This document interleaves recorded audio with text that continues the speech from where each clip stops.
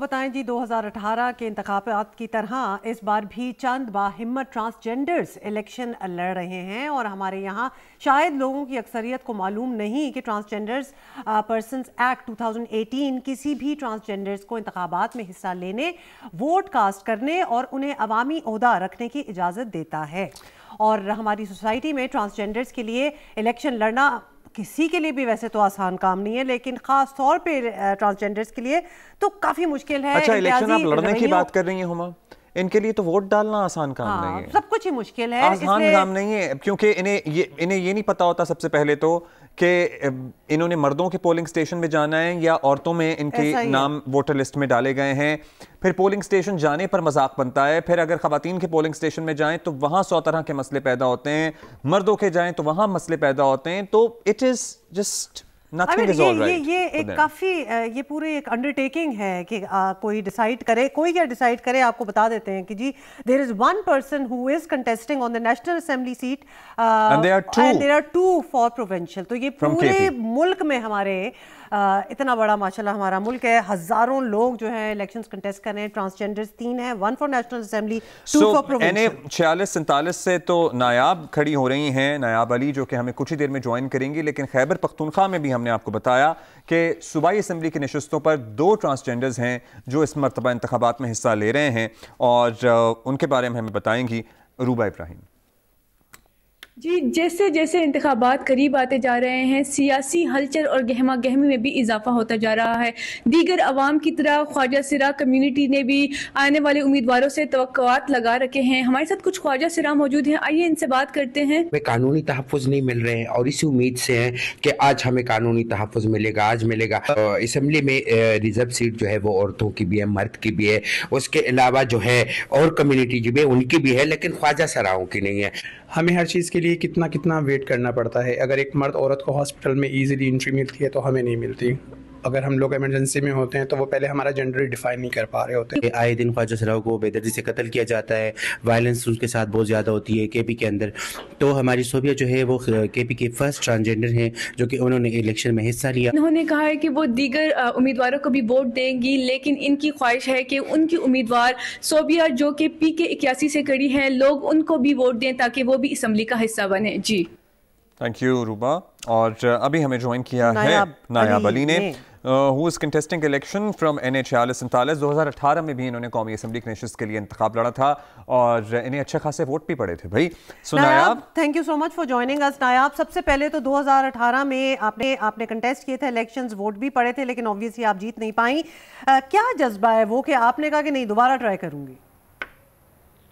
सबसे पहले तो बहुत शुक्रिया मुझे अपने प्रोग्राम में बुलाने के लिए, और दूसरे नंबर पे देखें जी जो जज्बा है स्पेशली वनरेबल ग्रुप्स के लिए, माइनॉरिटीज़ के लिए, मैं ये समझती हूँ कि अगर हमें हमारे इंसानी हकूक़ चाहिए तो हमें सियासी तौर पर एम्पावर होना है। बिकॉज जो है वो सियासी स्पेस को क्लेम करना वो बहुत ज़रूरी है। जिस तरीके से मैं पिछले दिनों जब पार्लियामेंट के अंदर डिस्कशन हो रही थी ट्रांसजेंडर लेजिस्लेशन के ऊपर, तो वहाँ पर मर्द और ख़वातीन आपस में जो है वो झगड़ रहे थे और हमारे राइट्स के ऊपर बात कर रहे थे। लेकिन होना तो ये चाहिए था कि हमारे जैसा मेन स्टेक होल्डर वहाँ पे बैठ के बात करता। तो इसलिए वही रियलाइज़ कि सियासी अमल के अंदर ना सिर्फ शामिल होना बल्कि अपनी जगह को क्लेम करना वो बहुत ज़रूरी है। अगर हम चाहते हैं कि हमें हमारे हकूक़ मिलें तो मैं समझती हूँ कि तमाम वनरेबल ग्रुप्स को आगे आना चाहिए। इसी जज्बे के साथ जो है वो मैं सियासत के अंदर ना सिर्फ आई हूँ और बल्कि दोबारा कंटेस्ट कर रही हूँ और आई एम वेरी होपफुल कि जो है वो कामयाबी बड़ी हमारे मुल्क में ये होता है कि हम बहुत से मामलात में ना 2 स्टेप आगे जाते हैं फिर 3 स्टेप पीछे आ जाते हैं। बिल्कुल ऐसा ही क्या नायाब आपको भी लगता है कि अब हमारे यहाँ बड़ा चर्चा हुआ, हुकूक मिल रहे हैं, बेहतरी आ रही है, अभी क्या सूरत हाल है? आप इलेक्शन क्यों कंटेस्ट करना चाहती हैं? क्या वो आपके मुतालबात हैं जिसकी वजह से आप चाहती हैं कि कोई हमारी नहीं सुनता, हमें खुद कुछ करना पड़ेगा? देखिए हमें ये चीज़ें समझने की ज़रूरत है कि जब तक हम अपने हकूक़ को, अपनी स्पेस को क्लेम नहीं करते तब तक ना हमें कोई अपनी स्पेस देता है ना ही हमारे हकूक़ देता है। तो जो है वो अब जो मौजूदा हालात हैं, देखें हम पाकिस्तान ने बहुत प्रोग्रेस किया, पाकिस्तान को आलमी तौर पर एक्नॉलेज किया गया जब ये ट्रांसजेंडर राइट्स प्रोटेक्शन एक्ट 2018 आया और बहुत सी दूसरी लेजिस्लेशन जिसको ना सिर्फ सीडा की जो कमेटी है उसके अंदर अप्रिशिएट किया गया, लेकिन अनफॉर्चुनेटली हमारे मुल्क के अंदर कुछ ऐसे मुहर्रिकात भी मौजूद हैं जो कि पाकिस्तान को प्रोग्रेस करता हुआ नहीं देखना चाहते, लोगों को उनके हकूक मिलता हुआ नहीं देखना चाहते, जिन्होंने हमें अभी डिफरेंट फोरम्स के ऊपर ट्रांसजेंडर राइट्स को पीछे की तरफ धकेल दिया।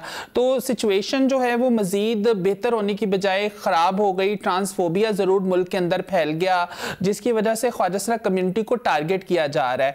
तो मैं अभी आपको एक छोटी सी इंसिडेंट, अभी पिछले दिनों मेरे साथ मेरी कैंपेन के दौरान ही जो है वो मैं जब G11 में कैंपेन कर रही थी तो वहाँ पे कुछ मजहबी इंतहा पसंद जो कि किसी खास सियासी जमात के वोटर्स थे, उन्होंने हमें टारगेट किया, हमें वहाँ पे मारा पीटा, हमारी कैंपेन उसमें हमारे साथियों को मारा पीटा, और उसमें उन्होंने अलल ऐलान जो है वो रिमार्क्स दिए जो कि एक मजहबी इश्तियाल फैला रहे थे।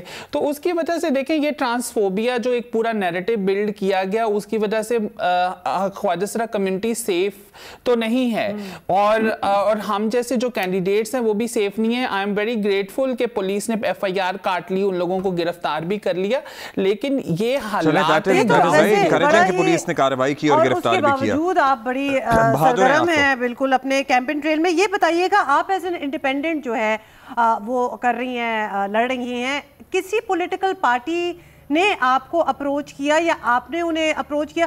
क्योंकि ये तो ऐसी गुंजाइश है that any political party would say कि देखिए हम इक्वली सारों को रिप्रेजेंट कर रहे हैं, तो हम वंडर कर रहे हैं कि क्या आपका किसी से राब्ता हुआ?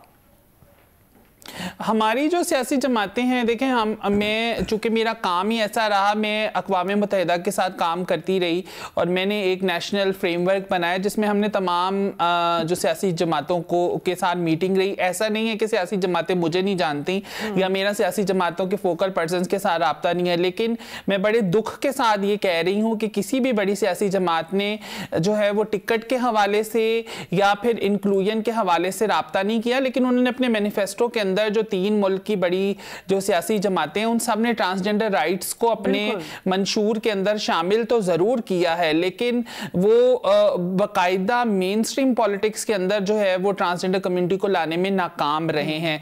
और मैं जो अभी मैं समझती हूँ कि उनका भी अपना एक स्ट्रेटेजिक जो है वो इसके ऊपर डिसीजन हो सकता है कि जो मुल्क की सूरत हाल में अभी आप देख रहे हैं कि ट्रांसजेंडर लॉ को टारगेट बना के दूसरी सियासी जमातों को शायद अभी it would take a lot of years कि आप इलेक्शन लड़कर असेंबली तक पहुंच सकें। क्या तब्दीली होनी चाहिए कि आप लोगों की फिर भी रिप्रेजेंटेशन असेंबली में एक अच्छी तादाद में मौजूद हो, जो आपकी कम्युनिटी के मसाइल जितनी भी पॉपुलेशन के हिसाब से बनती है वो हल करा सके? What do you want? क्या चेंज होना चाहिए? देखिए, सबसे पहले तो देखिए सेंसस जो है वो बेसिकली एक चीज़ थी। जब हम 2018 में भी साकिब निसार ने एक सो मोटो लिया था तो उसमें उन्होंने कहा था कि जी हमने उनको कहा कि हमें रिजर्व सीट दी जाए, तो उन्होंने कहा कि आप तादाद में बहुत थोड़े हैं, आपके सेंसस में डाटा बहुत कम आया, तो हमने उनको ये कहा था कि हम तादाद में थोड़े ज़रूर हो सकते हैं लेकिन हमारे हकूक थोड़े नहीं हैं। तो इसी बात को मैं आगे बढ़ाती हुए लेके चलूँगी कि देखें मेन स्ट्रीम पॉलिटिक्स के अंदर इसी सूरत में ही आया जा सकता है कि जब ख्वाजा कम्युनिटी को इक्वली पार्टिसिपेट करने का मौका दिया जाए, और इक्वालिटी से पहले जो है वो इक्विटी एक स्टेप होता है। रिजर्व सीट के बारे में कानून साजी करना इस वक्त की अशुद्ध जरूरत है कि जिसमें ख्वाजा उस रिजर्व सीट के ऊपर आ सके। आप चाहती हैं कि ख्वाजा के लिए रिजर्व सीट हो? क्विकली बता दें, आपका जो वोटर है, जो ख्वाजा सरा वोटर है, वो कहाँ किस पोलिंग बूथ जाके वोट करते हैं? बिकॉज अगर कोई कंफ्यूजन है तो हम यहाँ से क्लियर कर दें, और आपका इंतखाबी निशान भी बता दें। अगर आप वो भी बताएं। अच्छा, मेरा इंतखाबी निशान जो है वो हरी मिर्च है, तो I am adding some spice in the election campaign, तो आप सब ने उसको याद रखना है। और दूसरे नंबर पे मैं जरा क्विकली बता दूं, हमारा जो ख्वाजा सरा वोटर है उसने जो है वो एक जनरल पोलिंग बूथ के ऊपर ही जाना है जहां पे उसका वोट रजिस्टर्ड है, चाहे वो मर्द का है खवातीन का है।